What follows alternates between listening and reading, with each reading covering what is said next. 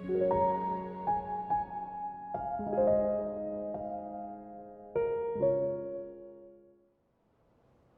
kunci menyambut kedatangan Tuhan? Tuhan Yesus berkata, "Domba-dombaku mendengarkan suaraku." Di tengah malam terdengar teriakan, "Lihat, mempelai laki-laki datang, keluarlah menyambutnya." Kitab Wahyu bernubuat, "Lihat, aku berdiri di pintu dan mengetuk. Kalau ada orang mendengar suaraku dan membuka pintu, aku akan datang masuk kepadanya dan bersantap dengannya, dia bersamaku." Amin. Barang siapa bertelinga, hendaklah ia mendengar apa yang diucapkan Roh kepada gereja.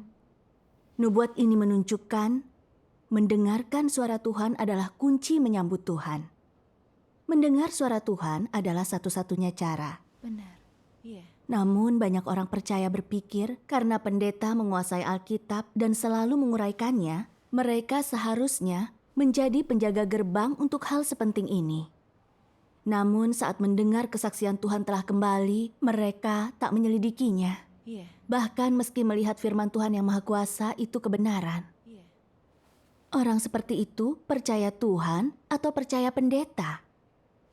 Siapa yang harus kita dengarkan tentang kedatangan Tuhan? Haruskah kita mendengarkan suara Tuhan atau pendeta kita? Sebelumnya aku tak memahami ini. Kudengarkan pendetaku begitu saja dan hampir kulewatkan kesempatan menyambut kedatangan Tuhan. Iya. Bagaimana kau mengetahuinya? Akan kubagikan pengalamanku. Baiklah. Juni 2017, aku bertemu Saudari Liu dan Saudara Duan dari Jerman di Facebook. Melalui komunikasi kami, kulihat mereka sederhana dan bisa diandalkan. Dengan pemahaman Alkitab murni dan persekutuan mencerahkan, aku mendapat banyak hal. Kami mengadakan pertemuan dan aku mempelajari kebenaran yang belum pernah kupahami. Seperti, apa itu iman dan pertobatan sejati? Apa itu mengikuti dan tunduk kepada Tuhan? Apa itu mengikuti dan tunduk kepada orang? Esensi dan akar Farisi yang menentang Tuhan Yesus, bagaimana mendengarkan suara Tuhan, menyambutnya, dan lainnya. Aku merasa mendapat banyak bekal dan hatiku menjadi cerah. Aku menikmati pertemuan ini. Syukur kepada Tuhan. Dalam salah satu pertemuan, Saudara Duan membaca ayat Alkitab. Karena seperti kilat memancar dari satu bagian langit bersinar ke bagian lainnya, demikian juga anak manusia pada hari kedatangannya. Tetapi pertama-tama dia harus menderita dan ditolak generasi ini. Dia berkata, di akhir zaman, Tuhan berinkarnasi lagi sebagai anak manusia yang bekerja. Dan nubuat ini telah digenapi tempo hari. Tuhan telah kembali sebagai Tuhan yang Maha Kuasa yang berinkarnasi. Mengungkap kebenaran, melakukan penghakiman, dimulai dari rumah Tuhan. Dia mengungkapkan kebenaran yang menyucikan dan menyelamatkan manusia. Seperti terang agung yang bersinar dari timur. Dan ini adalah kilat dari timur. Iya. Ya, aku sedikit terkejut mendengarnya. Kupikir, Tuhan Yesus sudah datang kembali. Lalu aku teringat perkataan pendeta, hanya kilat dari timur yang bersaksi Tuhan telah kembali dalam daging. Dan kita tidak boleh percaya, karena Tuhan Yesus satu-satunya Kristus. Aku benar-benar gelisah setelah itu, dan tak bisa fokus pada persekutuan Saudara Duan. Pikirku, para pendeta dan penatua melayani Tuhan dan menguasai Alkitab. Mereka seharusnya memahami hal sepenting ini, jadi kutanyakan pada mereka lebih dulu. Minggu itu aku ke gereja dan bertanya kepada pendeta. Katanya ada nilai dalam khotbah orang yang percaya Tuhan yang Maha Kuasa. Tetapi mereka bersaksi Tuhan telah kembali sebagai Tuhan yang Maha Kuasa dalam daging. Itu mustahil. Hanya Tuhan Yesuslah inkarnasi Tuhan. Jadi mereka percaya kepada manusia. Gereja mereka ditindas pemerintah komunis Tiongkok. Dan mempercayai kilat dari timur berarti mengkhianati Tuhan Yesus. Yah, mendengar ini, aku merasa takut. Jika itu benar berarti Saudari Liu dan Saudara Duan telah menyimpang dari Tuhan. Aku mulai meragukan mereka dan waspada. Aku tak ingin bertemu mereka lagi. Namun aku ragu saat memikirkan kesaksian mereka tentang kedatangan Tuhan Yesus.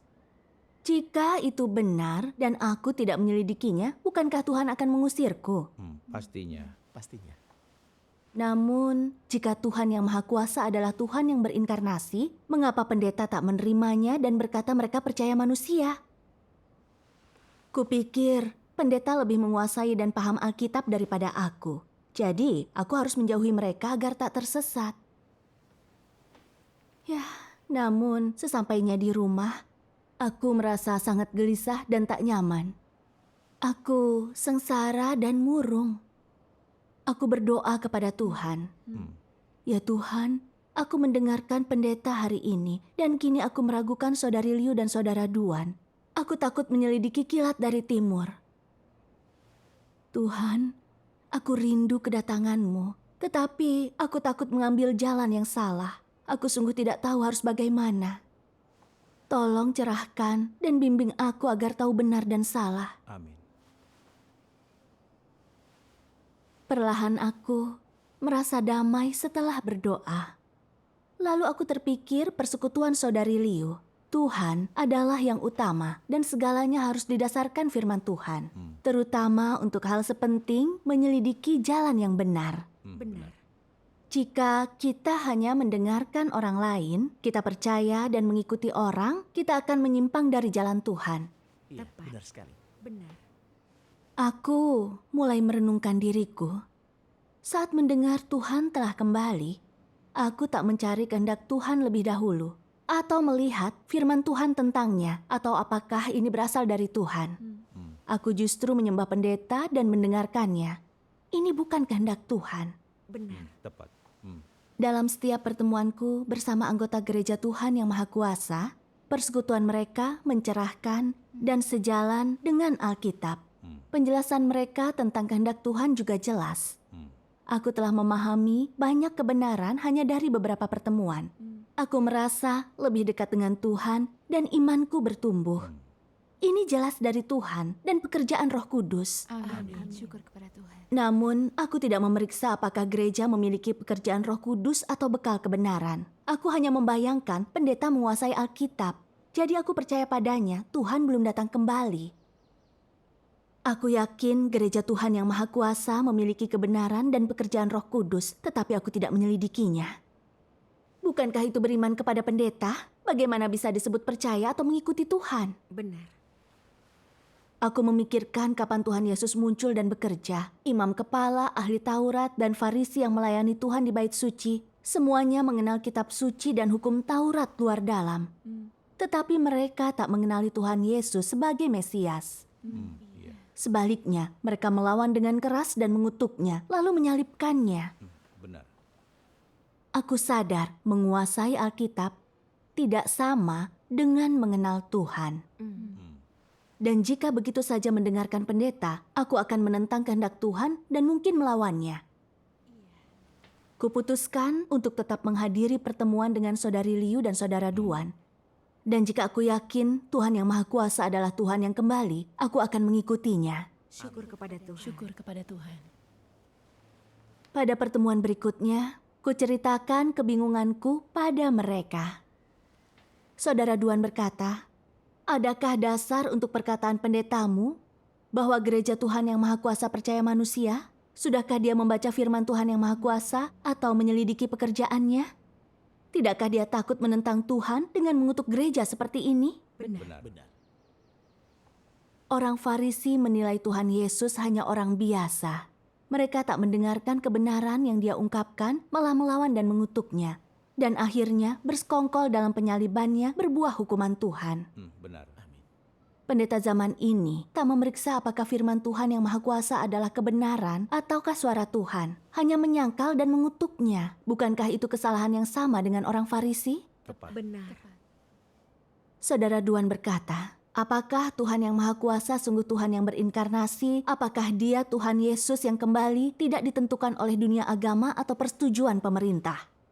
Kita harus melihat apakah firman Tuhan yang Maha Kuasa adalah kebenaran, apakah dia melakukan pekerjaan Tuhan. Ini kuncinya. Benar sekali. Iya. Untuk penjelasan inkarnasi lebih lanjut, Saudara Duan membacakan firman Tuhan yang Maha Kuasa. Mari kita baca bersama. Baiklah. Inkarnasi berarti penampakan Tuhan dalam daging. Tuhan bekerja di antara manusia ciptaannya dalam rupa manusia. Jadi, agar Tuhan berinkarnasi, pertama-tama dia harus menjadi daging. Daging dengan kemanusiaan yang normal. Ini prasyarat paling mendasar. Faktanya, implikasi dari inkarnasi Tuhan adalah bahwa Tuhan hidup dan bekerja dalam daging. Tuhan dalam esensinya menjadi daging, menjadi manusia. Tuhan yang menjadi daging disebut Kristus. Maka Kristus yang bisa memberi kebenaran kepada orang disebut Tuhan. Tidak ada yang berlebihan dalam hal ini, karena Dia memiliki hakikat dan watak Tuhan serta hikmat dalam pekerjaannya tidak bisa dicapai manusia.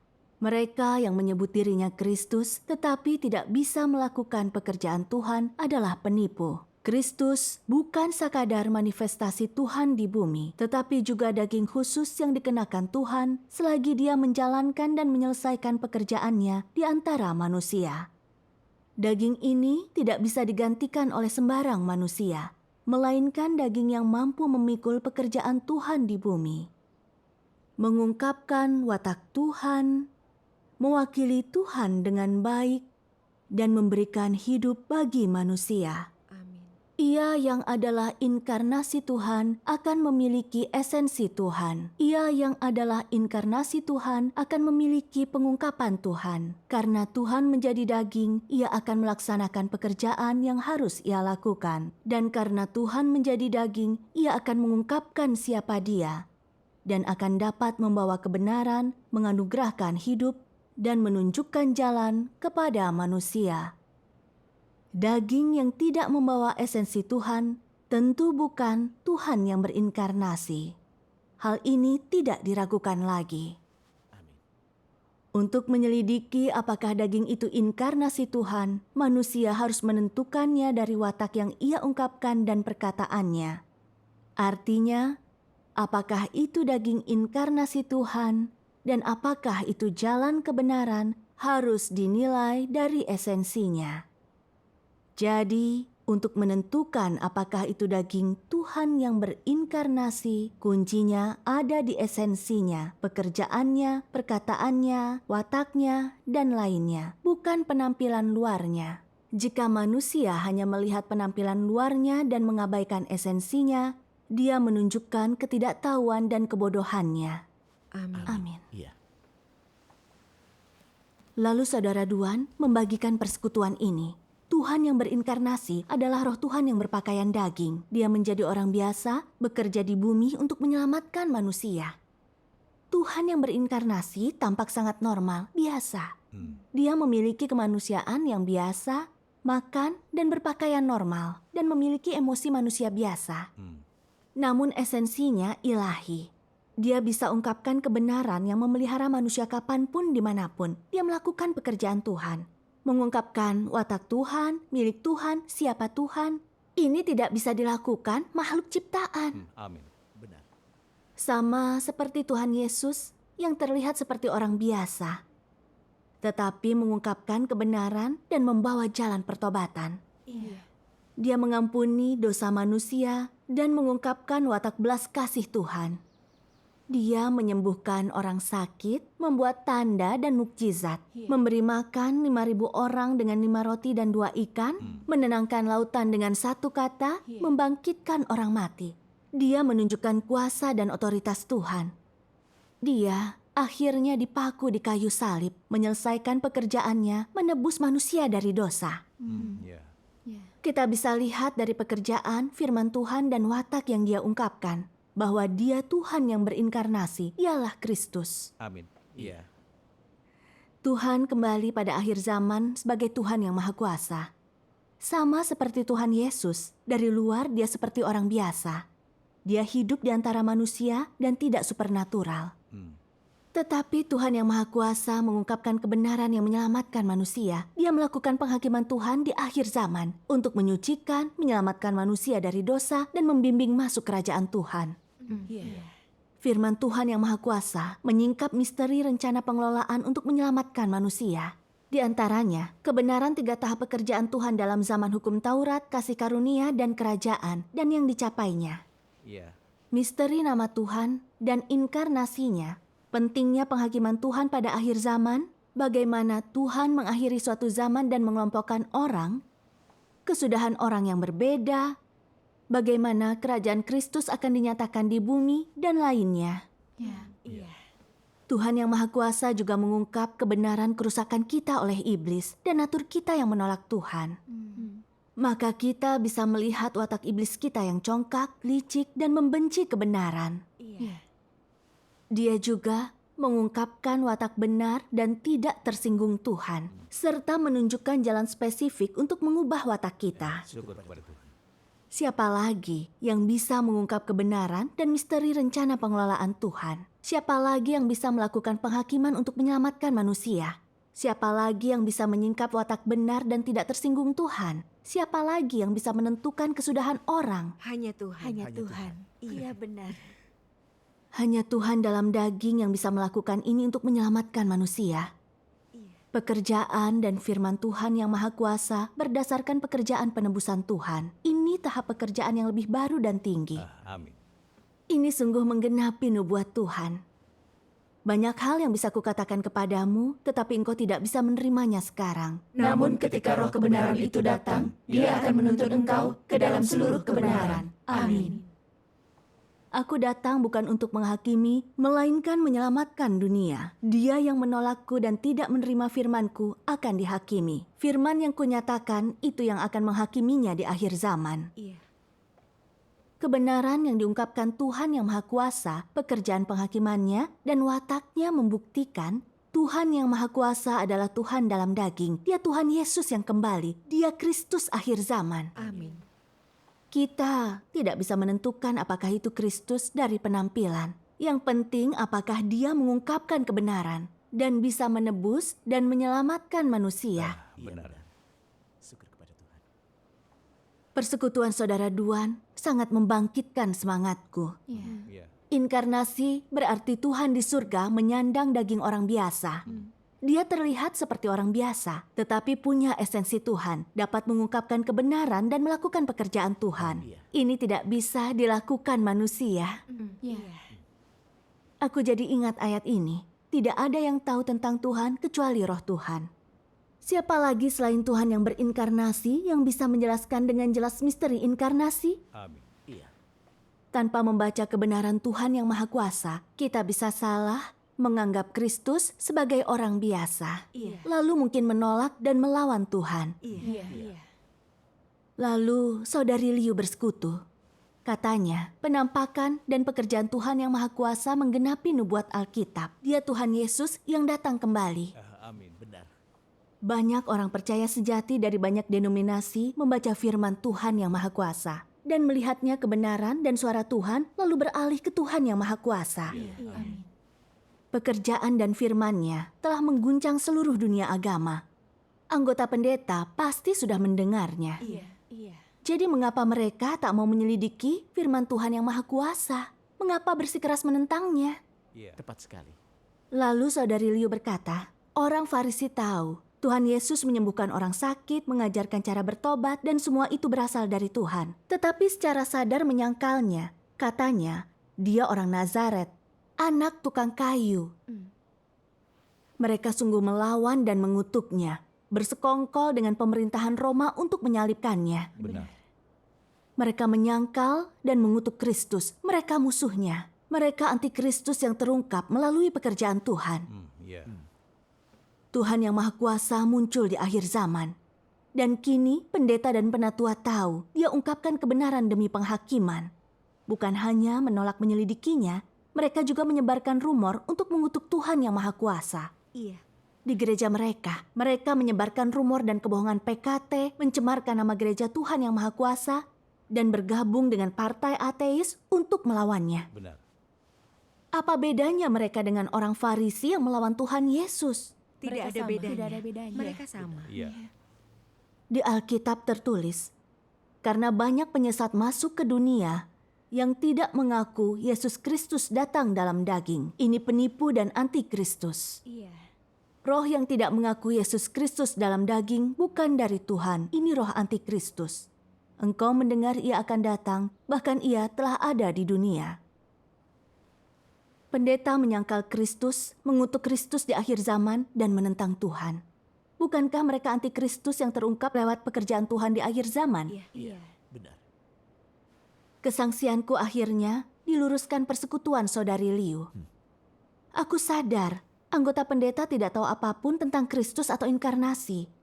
Mereka percaya Tuhan Yesus, tetapi tidak tahu esensinya sama sekali. Benar. Tuhan Yesus kembali untuk bekerja dalam daging, mengungkapkan kebenaran. Tetapi mereka tidak mau menyelidikinya atau bahkan mengakuinya. Iya. Mereka mengutuk dan menentangnya. Mereka musuh Tuhan. Benar. Iya. Aku tidak bisa lagi mengikuti mereka. Aku harus menerima pekerjaan Tuhan yang Maha Kuasa dan ikut langkah Tuhan. Aku bertekad mengikuti Tuhan yang Maha Kuasa meski apapun tindakan pendetaku. Syukur kepada Tuhan. Iya. Iya. Tak lama pendeta tahu tentang kepercayaanku kepada Tuhan yang Maha Kuasa. Dia langsung marah besar dan mencaciku karena memercayai Tuhan yang Maha Kuasa. Dia bilang aku percaya manusia dan itu salah. Dia menyuruh suamiku mengubah pikiranku. Suamiku tidak tahu kebohongan si pendeta, jadi dia menghalangi kepercayaanku. Dia seperti orang yang berbeda. Dia marah dan melempar barang setiap tahu aku mengikuti pertemuan. Dia bahkan mengabaikan urusan keluarga dan memaksaku meninggalkan kepercayaanku. Itu sangat menyakitkan bagiku. Istri si pendeta juga berusaha menghentikanku. Setiap kali berkunjung ke rumah, dia tinggal selama berjam-jam. Aku jadi tidak bisa membaca firman Tuhan. Aku bahkan tidak bisa melakukan pekerjaan rumah. Aku sungguh terganggu. Aku yakin begitu. Tindakan si pendeta membuatku sangat marah. Dia tidak mau menyelidiki kedatangan Tuhan Yesus dan berusaha membohongiku agar tidak menerima jalan yang benar. Dia bahkan memanfaatkan suamiku untuk menghalangiku agar kehilangan penyelamatan Tuhan sungguh tercela. Iya. Iya. Aku berpikir tentang Tuhan Yesus yang menyingkap dan mengutuk orang Farisi. Celakalah engkau ahli Taurat, Farisi, orang munafik, karena menutup kerajaan surga terhadap manusia. Padahal engkau tidak pernah ke sana, namun menghalangi orang yang berusaha masuk. Benar. Aku merasa pendeta dan penatua modern seperti itu.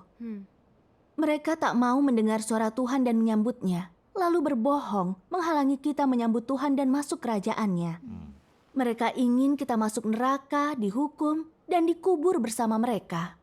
Mereka balok yang menyandung kita dalam perjalanan menuju kerajaan. Mereka antikristus dan setan pelahap jiwa. Iya. Benar. Seperti kata Tuhan yang Maha Kuasa.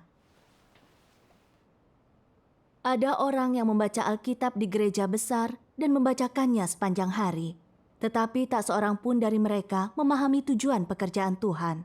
Tak seorang pun dari mereka mengenal Tuhan, apalagi selaras dengan kehendak Tuhan. Mereka tidak berharga, manusia hina, meninggikan diri mengajar Tuhan. Mereka sengaja menentang Tuhan bahkan saat membawa pancinya. Mereka mengaku beriman kepada Tuhan tetapi tetap memakan daging dan meminum darah manusia. Orang semacam itu adalah setan yang menelan jiwa manusia, penghulu setan yang sengaja menghalangi mereka yang melangkah ke jalan benar, dan batu sandungan yang menghalangi orang yang mencari Tuhan.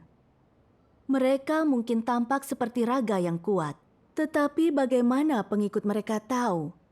Mereka antikristus yang memimpin orang untuk menentang Tuhan. Bagaimana pengikut mereka tahu merekalah setan penelan jiwa manusia? Iya. Iya. Iya. Aku melihat esensi pendeta yang munafik membenci kebenaran dan lebih bersemangat mengikuti Tuhan yang Maha Kuasa. Aku selalu mengidolakan pendeta. Tak kukira orang-orang ini yang memahami Alkitab dan melayani Tuhan sebenarnya antikristus yang membenci kebenaran dan menghalangi orang percaya masuk kerajaan Tuhan. Iya. Jika Tuhan yang Maha Kuasa tidak muncul dan bekerja dalam daging, memperlihatkan pelayan iblis dan antikristus yang tersembunyi di gereja, pendeta akan menghancurkanku tanpa kusadari. Iya. Berkat penyelamatan Tuhan, ku terima pekerjaan Tuhan yang Maha Kuasa. Syukur kepada Tuhan. Lalu, aku bersandar kepada Tuhan dan bersaksi, suamiku berhenti menghalangiku. Sekarang, aku menghadiri pertemuan dengan saudara-saudari dan melakukan tugasku di gereja. Aku dipenuhi kedamaian dan rasa bahagia. Syukur kepada Tuhan yang Maha Kuasa. Syukur kepada Tuhan. Benar. Sungguh anak domba Tuhan yang mendengar suaranya. Syukur kepada Syukur Tuhan. kepada Tuhan.